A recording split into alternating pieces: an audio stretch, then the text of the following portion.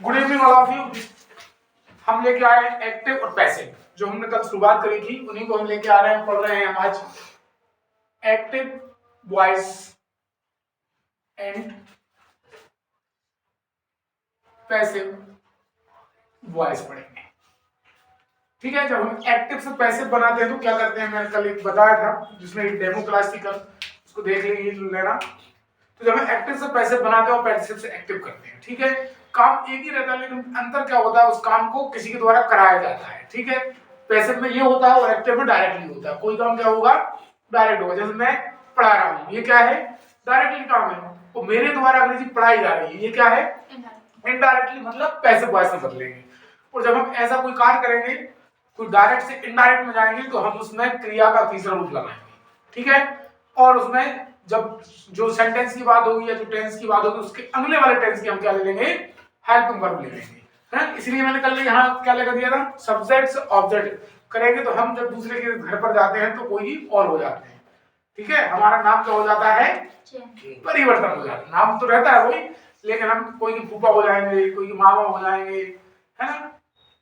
इस तरीके से ये चीजें बदल जाती है। तो देखो, हमने एक्टिव पैसिव कितने बताए, कितने प्रकार के होते हैं, 9 प्रकार के।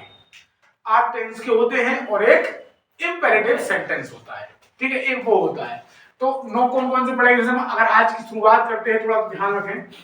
तो हम जब एक्टिव से पैसिव बनाएंगे तो क्या रहेगा वो देखेंगे। हम आज पढ़ेंगे पहले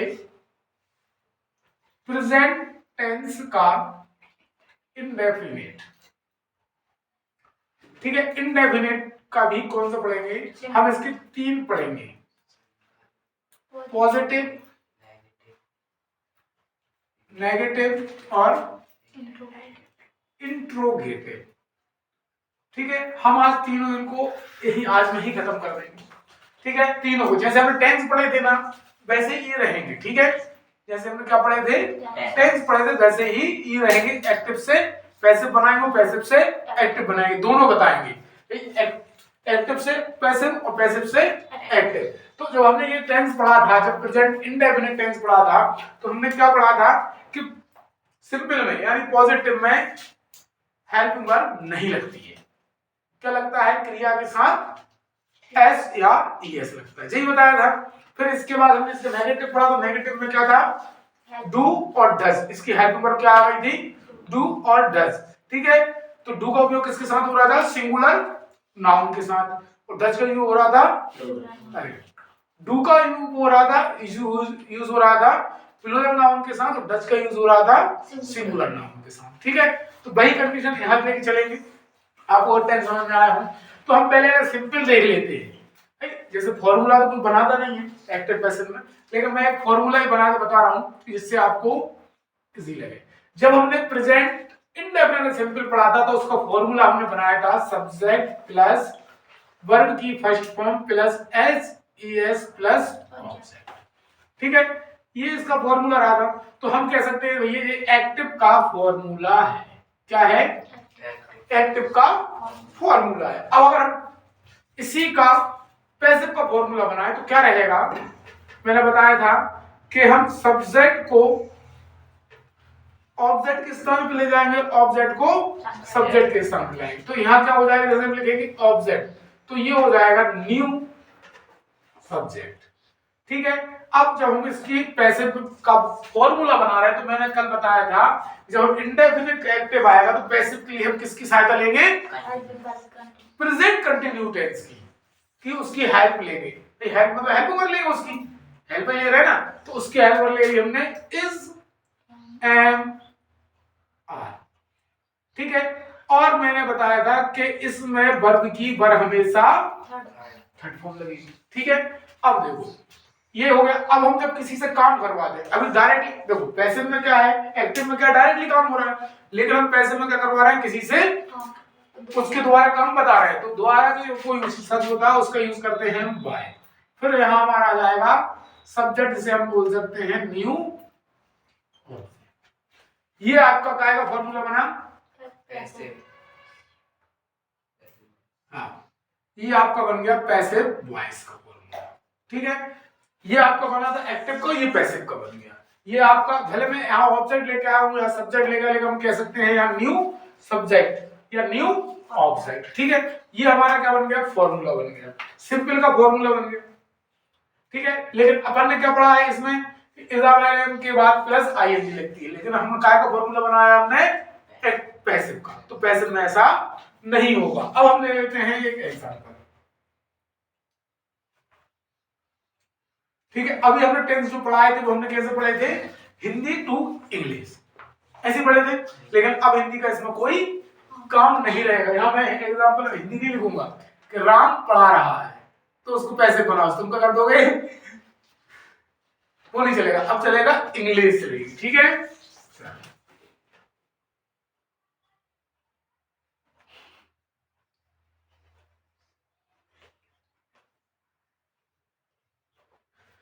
अब आया है देव राइट्स अ लेटर। ठीक है, राइट्स मतलब क्या होता है, लिखना।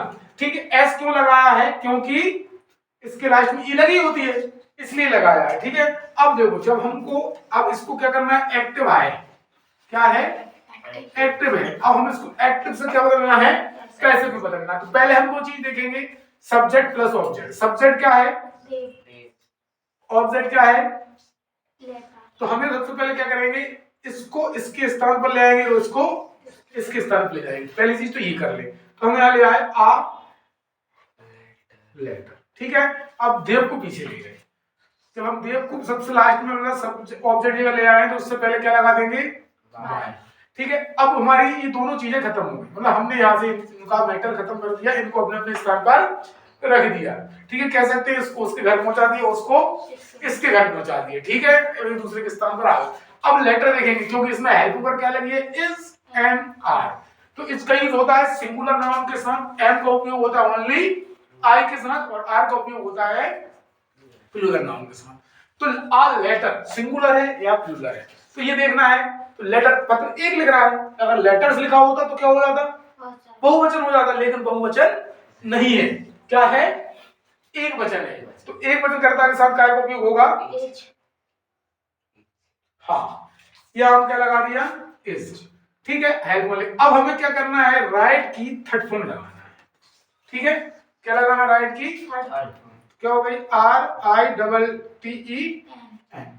तो आ लेटर इज राइट बाय बना। अगर इसके जगह पर होता यू, तो यू का यू आता। अगर यहां लिखा होता आई राइट लेटर्स, तो जहां आई का क्या हो जाता, मी हो जाता। ठीक है, अब देखो हम एक इसका अभी हमने क्या लिया, एक्टिव से पैसिव बनाया। अब हम एक चीज लेते हैं, पैसिव से एक्टिव कैसे बनाते हैं।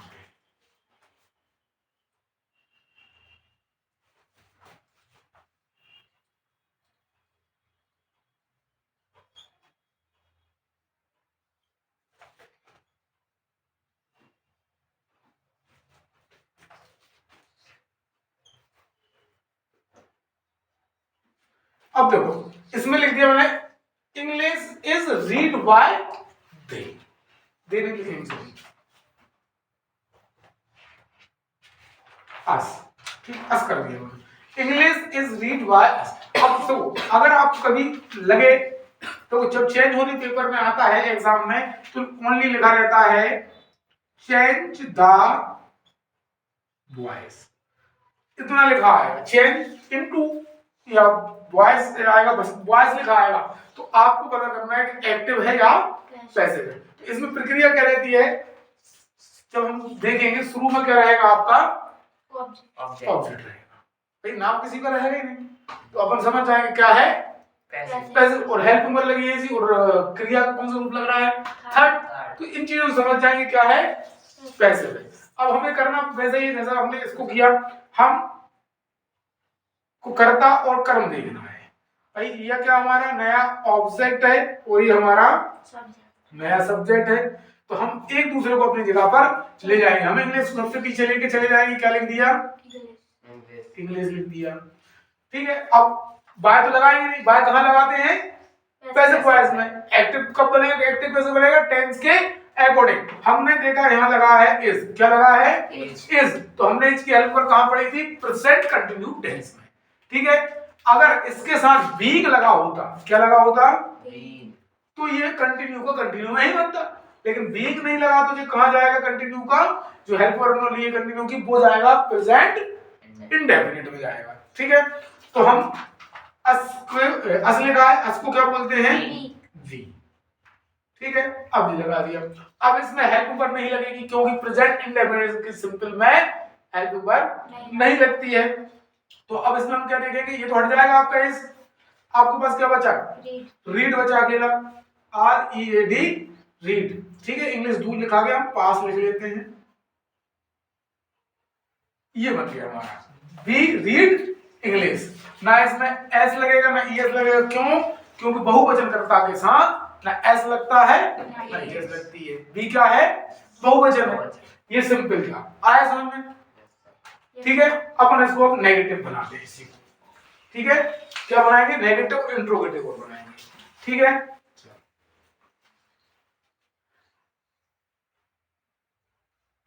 नेगेटिव का फॉर्मूला बनाना है नहीं बनाना, कोई दिक्कत नहीं है, नेगेटिव का फॉर्मूला बना लेते हैं थोड़ा सा, जिससे आपको जल्दी समझ में जाएगा।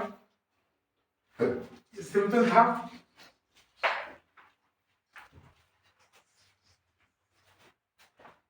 तो देखो, सब्जेक्ट रहेगा नेगेटिव में, इसकी हेल्प वर्ब क्या जाएगी, डू और डज जाएगी।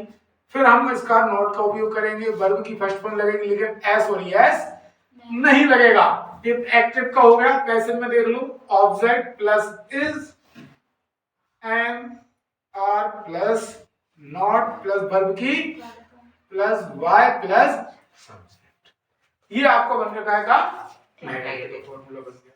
ठीक है, वैसे डायरेक्टली कराना चाहिए, डायरेक्टली करा रहा हूँ जल्दी, जैसे आपको थोड़ा बहुत समझ में आएगा, फॉर्मूला भी जल्दी समझ में जाता है ना। तो अब हमने अभी क्या लिखा था, अपन अब लिख लेते हैं, नाम हो गया, आई हो गई। ठीक है, चलो सी लिखते हैं, she does not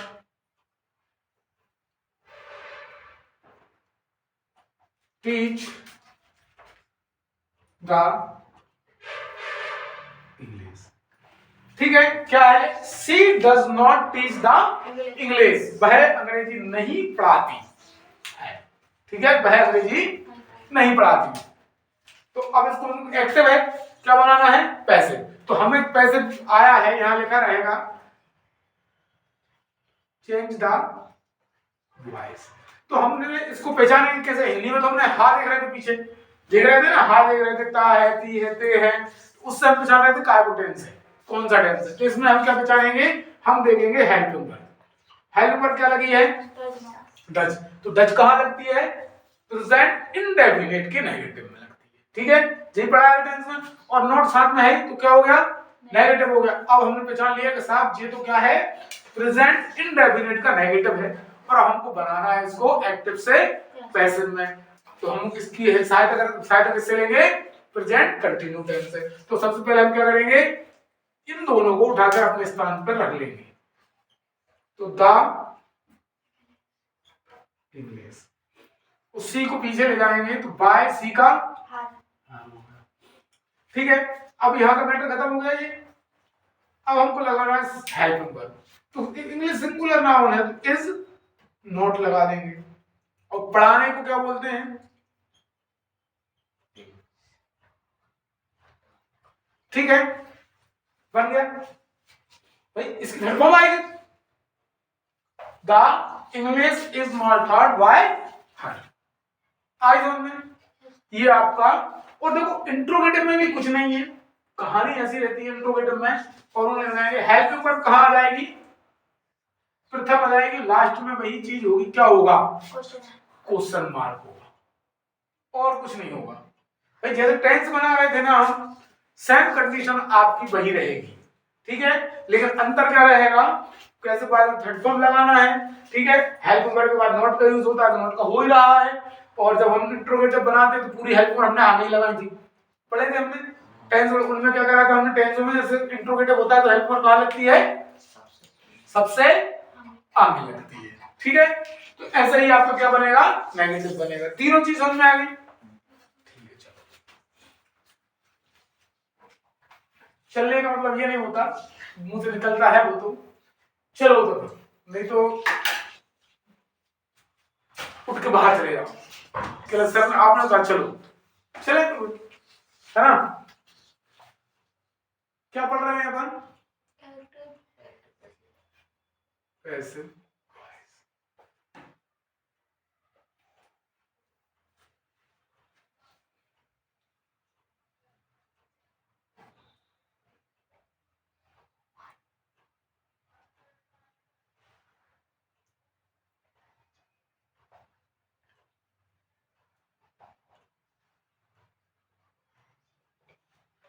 Mohan does not by the vegetable. ठीक है, मोहन सब्जी नहीं खरीदता है। ठीक है, हिंदी ये है। अब इसको हम क्या करना है, तीनों में बनाएंगे हम इसको, सिंपली बनाएंगे, नेगेटिव बनाएंगे और इंट्रोगेटिव बनाएंगे। ठीक है, तो अपन क्या करते हैं, पहले इसका डज नॉट हटा देते हैं, इसमें लगा देते हैं एस। अब इसका देखो, हम इसके पैसिव तीनों बनाएंगे, ये तो एक्टिव है, एक में ही अपन क्या बनाएंगे, इसके तीनों बनाएंगे। पहले हम बनाते हैं सिंपल। ठीक है, तो हम पहले क्या लिखेंगे, द वेजिटेबल इज, खरीदने को क्या बोलते हैं, व्हाट, वाई, मोहन। ये है इसका क्या हो गया, सिंपल हो गया। इसका देखो नेगेटिव, इज नॉट।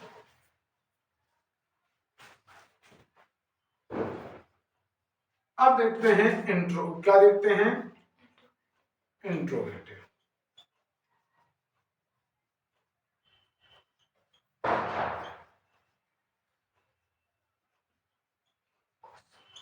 क्वेश्चन बन गया। आया समझ में कि नहीं आ रहा है, आ रहा है समझ में कि कैसे बनाया जाएगा। ठीक है, समझ में आ रहा है कि नहीं, चलो ठीक है, बता दें। ठीक है, ये हो गया आपका प्रेजेंट इंडेफिनिट के तीनों हो गए। ठीक है, कितने हो गए, तीनों हो गए। टाइम क्या हो रहा है, नहीं टाइम क्या हो रहा है, टाइम क्या हो रहा है, नहीं समझे। हाँ,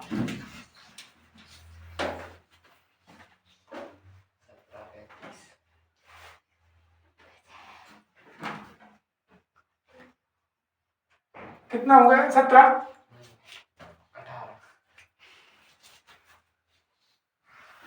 चलो तो ठीक है, करें एक और बनाए, रहने दें, इतना ही रहने आज के लिए, कल पढ़ेंगे। चलो ठीक है, कल अपन एक काम करेंगे, कल कंटिन्यू और परफेक्ट दोनों एक साथ खत्म कर देंगे।